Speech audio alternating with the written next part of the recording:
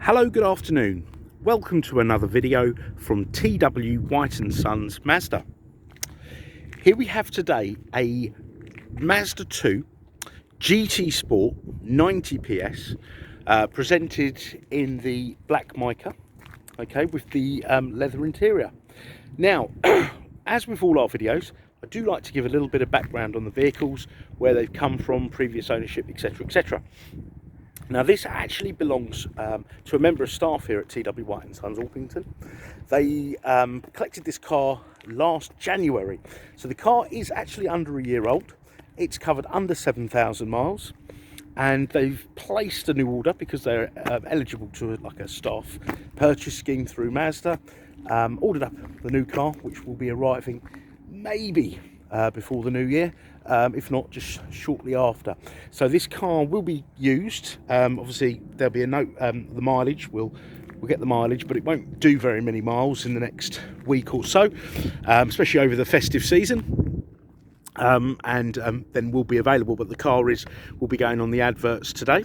Now, it's the GT Sport, it's the 2021 model car, so there are some differences. This is kind of like on the cusp. So you've got the chrome grille surround, the garnish down there. You've got this style of alloy, which I think was nicer than the previous. I think they were like diamond cut wheels. The previous one, these are like an anthracite. You've got this garnish here at the bottom of the bumper.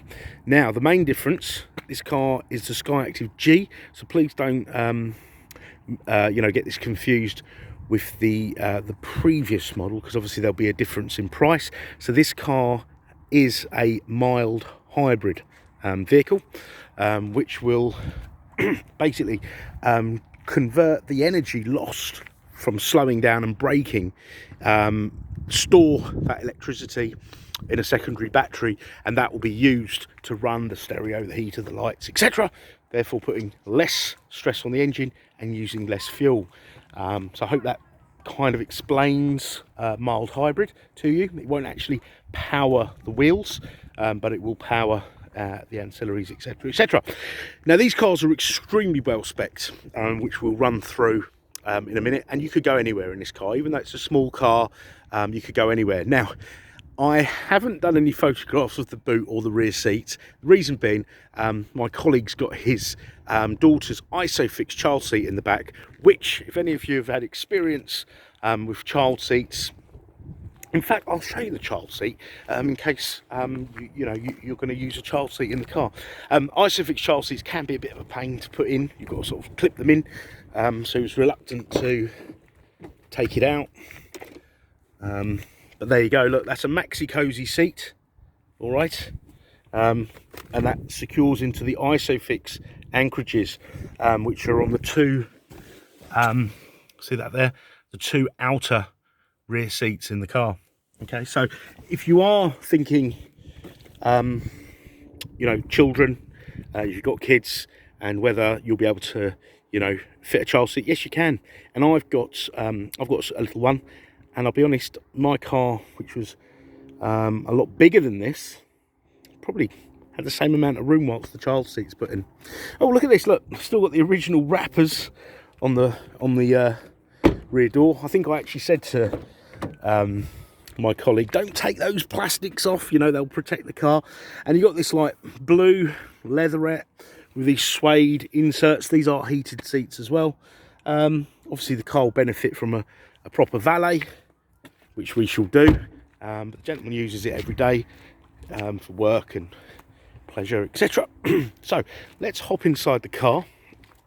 I can't show you the boot. I've had a peek in the boot. There's far too much stuff in the boot there. Here we go. So you've got electric windows, mirrors, auto folding rear view mirrors. Oh, there's a little white bit on the seat which will come off.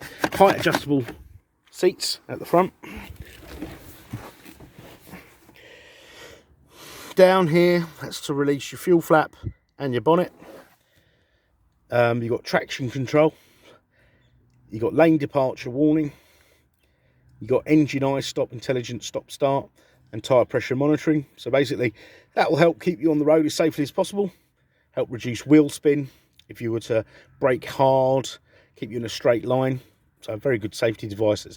I think standard on all cars these days, but was standard on these very early on. Lane departure warning. If you were to veer out of a lane without indicating, the car will warn you by a bleep or a rumble. And iStop is an intelligent engine start-stop system which will switch your engine off when in traffic, or when stationary, not necessarily in traffic, when stationary, to save fuel, well, ultimately to be kinder on the environment, but it will save you fuel and obviously save you money. And should your tyre pressures fall 4 psi or more in any of the wheels, a little symbol like that will pop up on the dash just to warn you, and then you can go away, check your tyre pressures and set them as they should be.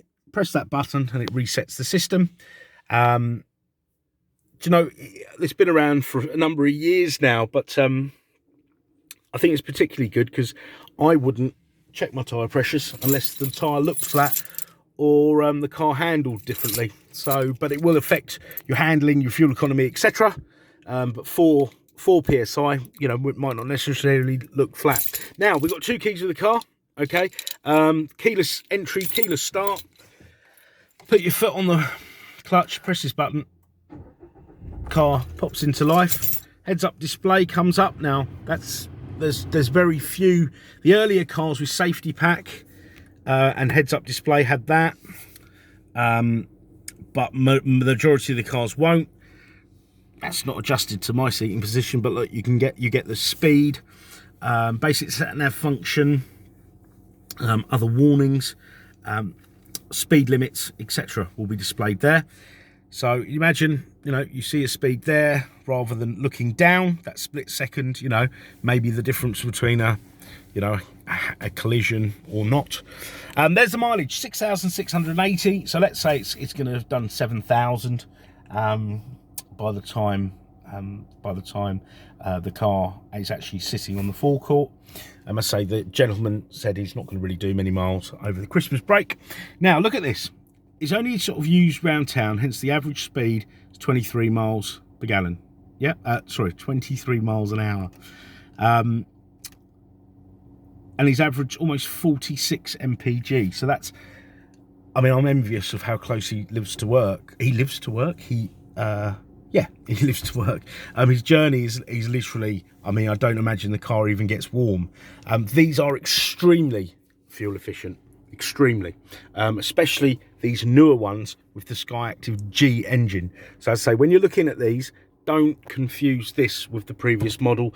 There are some significant differences. This has got a heated steering wheel, 3-stage heated seats, climate control. This has got the Apple CarPlay. So on here in your apps, you've got the CarPlay and Android Auto function. So you'd connect with a cable and your Bluetooth obviously, and then you can mirror a lot of apps on this screen here. You've got your fuel economy monitor here, and this M hybrid. So look, basically the engine's running through an alternator, yeah, and this is your secondary battery. Now when you slow down, the wheels will be electricity. It will show electricity flowing in from the wheels and along here to charge this battery. Yeah, at the moment the engine's doing it. All right, and so it'll give you a good idea of how M hybrid works. And it says here not ready. That's the iStop. When that goes to ready status, when you take it out of gear in traffic, foot on the brake, the car will turn off. Don't be alarmed. The first few times it does it, you know, you think, oh, I've stalled the car. I certainly did that, and I immediately put the clutch down, which would make the car start again. But you get used to it, it becomes second nature. Oh, I'm not going to show you in the glove box. That's also full up.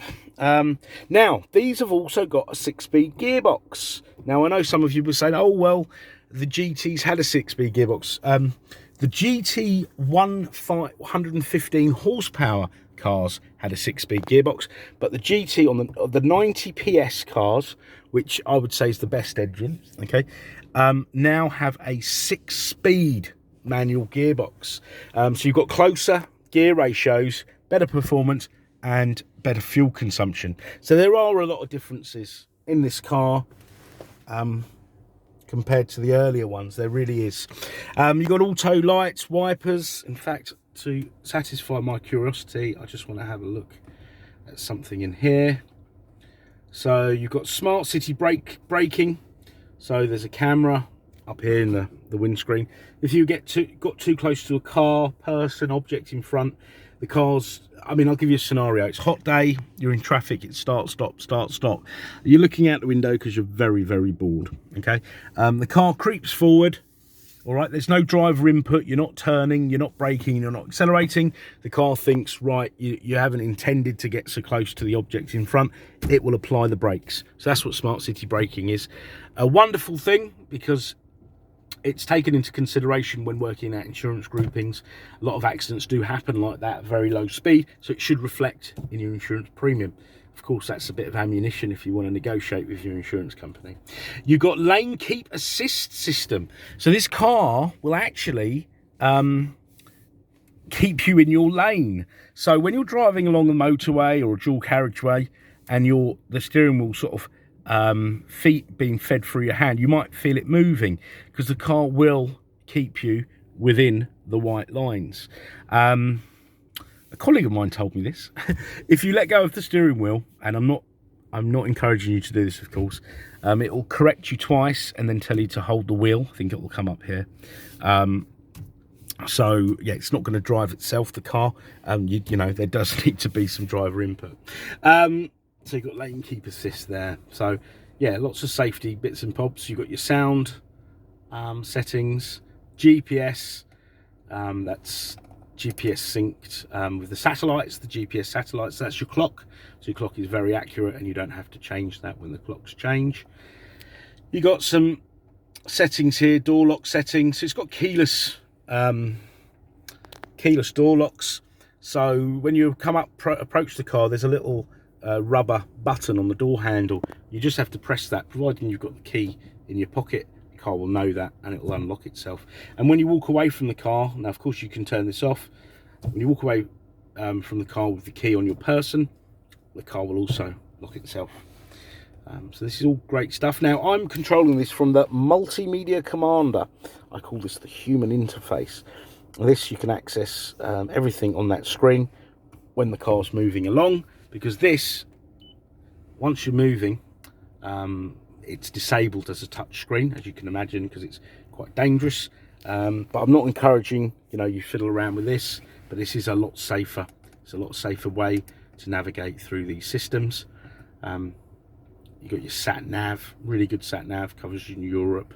And I've driven to Eastern Europe using these maps, no complaints at all.